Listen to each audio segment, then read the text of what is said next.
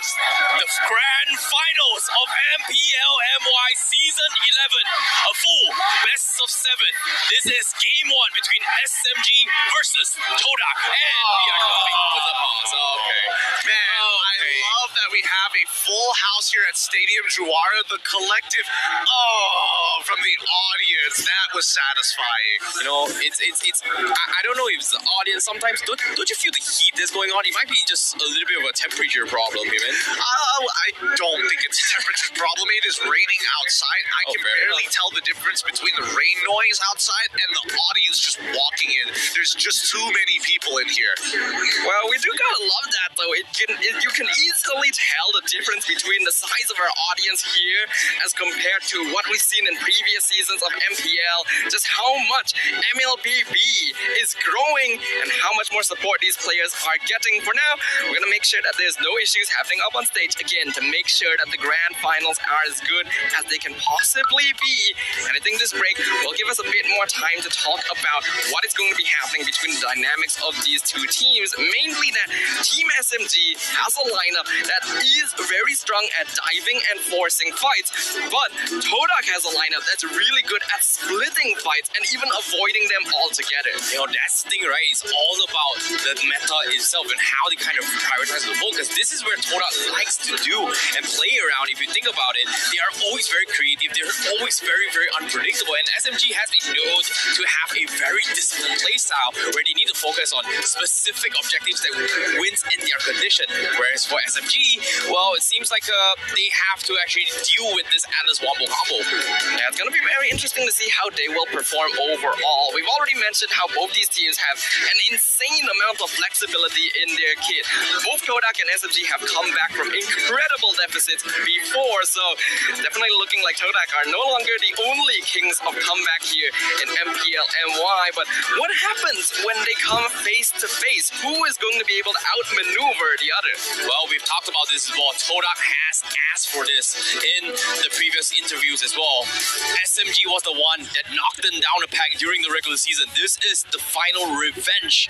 Could they bring it all the way? Because regardless of what happens this series, there can only be one team that is going to be representing Malaysia for MSC and hold the title as being the champion for MPL MY Season 11. So the stakes are pretty high and fatigues are going to kick in eventually if things drag on further and further. It just means that the grand finals are going to be perhaps the most intense we've ever seen them, because I think we can't argue with the fact that in the past, teams have definitely let down their guard a little bit once they reach the grand finals, knowing, hey, we're going to make it to the international stage anyway, so it's okay to relax a little bit, try out something since it's a best of 7, and then get caught off guard. But no longer do they have that leeway here. Only one team can qualify to MSC, and we're already seeing how the drafts are set for that. This is not an experimental TODAK. This is not an experimental SMG. I agree. It's a brand new revolution. Season 11 is special. But without further ado, the Marshals have called the game, and we are heading into game number 1 of the grand finals. Finally. And I'm excited to see how things are going to go down here. But start things off, Momo having a level lead and Smooth getting chipped apart. That's going to be interesting right there. Of course, Smooth hasn't been able to clear his EXP cannon minion yet, so he'll be able to reach level 2 pretty soon. Interestingly enough, going to be keeping it near his tower, so freezing the wave to make sure that Momo cannot poke him out before level 2, maybe even level 4. Oh, hold on. Oh my goodness, Moon almost getting chipped off as well. Valence gonna be backing out a little bit, but you can see that there is a lot of harassment coming from TODAK, but at the same time, SMG, they're being a little bit more proactive now. I mean, proactive or not, they're basically doing nothing here. Like, nothing has been achieved so far. It's about creating those openings, creating those moments like this one. Nope, not gonna happen just yet. Nobody wants to make that very first move. Making that first move does require a bit more confidence, a bit more resources at this stage. And both SMG and TODAK know that in terms of their lineup, they're actually fairly evenly matched. So they're not going to force anything. They're not going to try and punish anything because there is nothing to punish as of right now. The goal is to safely hit level 4 on all of their heroes to contest the first turtle. Now, speaking of that first turtle, I mean, 3 more seconds, we're seeing that both sides haven't really developed any sort of advantages, and we expect at least the mid laners to be the EXP. Yeah, we can see Smooth already starting things to actually harass and zone out Rival dropping down to his half HP. He might be in the threshold as well. Forced to back out of it. Meanwhile, the rest of Todak, but he will actually die to this, and Smooth actually goes in for the dive. And now that's going to be Turtle secure for Team SMG. Top side as well. Sasa versus Chico, guys. Dropping the Tico. He flickers forward with Sasa. Wow, pulling him from the bush. Flickers out and takes him out. And I was about to say that's why Smooth is our regular season MVP, and Sasa, once again, it's understandable why people want him to be part of the dream team. Yeah, that was just a series of mistakes by Todak there, no doubt about it. Firstly, Rival underestimating the amount of damage from Smooth. I don't think they've gotten a lot of experience playing against the Arlet, considering how often it is banned out. And even though Momo was doing a good job of trying to zone out, Subway is tanky enough that he can just contest the turtle as long as Rival is not there. And unfortunately, Chico, guys, trying to ego challenge Sasa, got denied by the brush in the side lane and reversed on, giving Team SMG a nice early lead, but they still have to keep their wits about them. Now, speaking of which, the overall composition of Team SMG, we've seen this before. When you have that Beatrix, you want to start zoning out your opponent, and because Sasa at least got that very kill onto Chico, guys, in that 1v1, I'm expecting Team SMG to be shifting all of their resources towards that side of the map. If Beatrix can break tier 1s, get the entire whole plane as well, he's going to be so far ahead of the game, and then the lane swap happens and the snowball begins. I feel like they would have some concerns about rotating too many people over, though, because that also means they would attract a lot of attention from Todak to try and punish Sasa as well.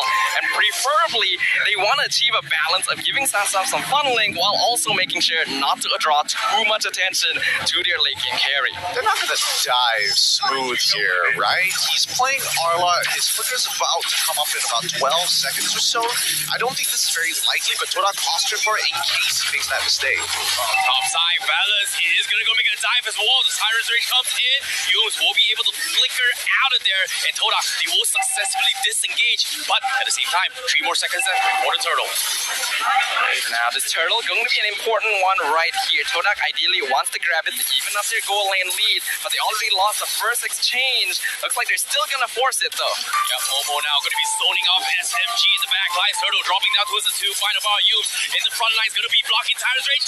Uses the Fatal Rings to cancel it, but Subway still steals the turtle, and Rival needs to back out, and Smooth gives chase, but does not have enough charges to continue. So far, so good for Team SMG. The tempo is on par with Todak. They're just winning out in more situations. Todak attacking the EXP lane, Team SMG attacking the gold lane. They still get the turtle. They're still able to get at least a lot of pressure, but we're not seeing those big invades. Like, why aren't we seeing Martis just immediately running into Todak's jungle to steal stuff away? A majority of that is because of the number of members still left, and I feel like Team SMG, they're playing extremely respectful of Todak's space.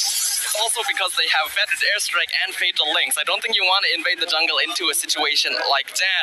And while Todak tried to contest the turtle, and they made a really smart play by shoving out the mid wave first, which meant that Valence and Stormy came late.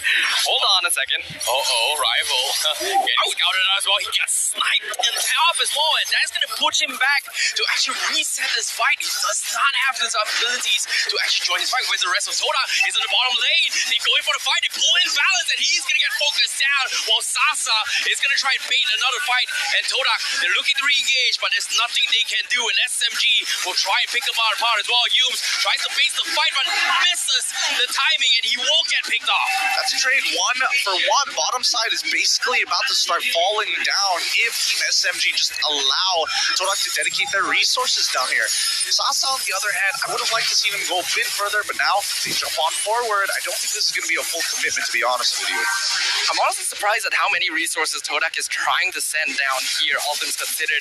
They already are not going to be able to get the same old engage as before, and Team SMG make a very smart disengagement to not force things, since they do see that the Feather Airstrike will be threatening them at that stage. While it was a good idea to identify that, Team SMG doesn't have a lot of resources down in the bottom lane, we can try and force something, and they get a free kill first. They have to realize their damage consistency is not quite there yet. Yumes, he gets a nice Fatal Links on the 2 as well with the Feather gonna try to set things up. They get to Stormy, tries to burst down move, but he doesn't have the cooldown to do so. Black Shoe keeps him alive for now, and Todak is gonna try and give chase. They flicker forward, but Stormy, he's trying to trade off Moon, but he cannot do so. And it's gonna be Todak that kills him off. But top side, SMG, they realize that this is happening, tries to force something, but does not make it. Honestly, not too bad from Stormy. For the fact that that was 1v3, he was able to get quite a number of battle spells, trading his own in return, and at least Todak now swing back the gold in their favor. At least this is just a bit of momentum for them to go toe-to-toe with Team SMG for the next, what, 3-4 minutes? What we're basically just seeing is the value of Atlas as a hero, right? Yumes was already picked off earlier. Team SMG probably had a subconscious thought, we don't have to worry about him too much, and then he immediately snaps off Fatal Links, and they do have the burst damage this time, since Moon is in the area, and that is probably the fight they were aiming for initially, but weren't able to get. Well, better late than never, though. I don't know. I think late might not necessarily be the game if they would just want to keep playing against Todak like this. Oh, top side Smooth is gonna be in trouble as well. He uses final snipe, but he's got the sustain. He gets the kill.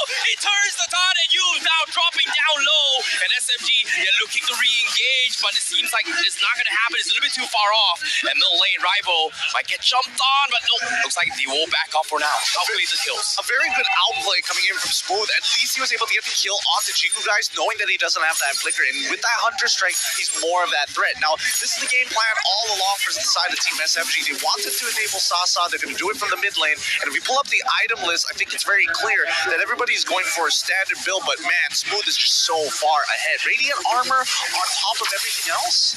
Yeah, after all, he is our regular season MVP for a reason, but down here. Oh, Momo popping the electrifying beast, but it was a setup. The Fatal Link from Yumes is going to pull Smooth back. They have been targeting the XP lane, and they finally got Smooth.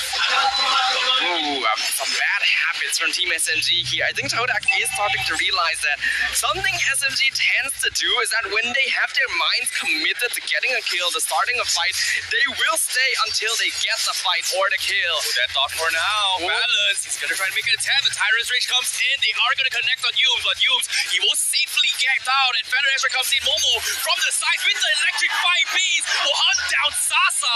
And Todak Langars SMG. Things are not looking all too good for Team SMG right here. As we mentioned, Todak has an insane amount of mobility. Oh my goodness. Oh my goodness. When you least expect it, they hit you. Chiku guys, they got the kill. Smooth now looking for the fight. Stormy looking to flicker forward. He gets caught out with the Fatal Links. Could not continue the combo. Balance not going to be able to do too much. Smooth completely zoned out, and Todak is able to get kills after kills. While this was all happening, Lancel on the top side of the map was able to secure the Lord for themselves. Now Todak is really stealing away this game. What used to be a Team SMG lead now falling into the hands of Todak, and Todak doubling up their gold in less than a minute. The extra mobility from Todak is helping them out so much here. It's just allowing them so much freedom to decide how long they want to take these fights, when they want to engage, when they want to disengage. And Team SMG has this sort of desperation where they find someone, they think they can kill them, they're going to follow up, they're going to chase them down. And Todak just layers on their CC to catch out the members of Team SMG one by one, who are honestly using battle spells really unnecessarily here. I feel like Team SMG right now are the more proactive team. They are the ones trying to set the tempo against Todak. Unfortunately, the counter engage from Atlas, like you mentioned before, Stafa, has been quite annoying for the side of Team SMG.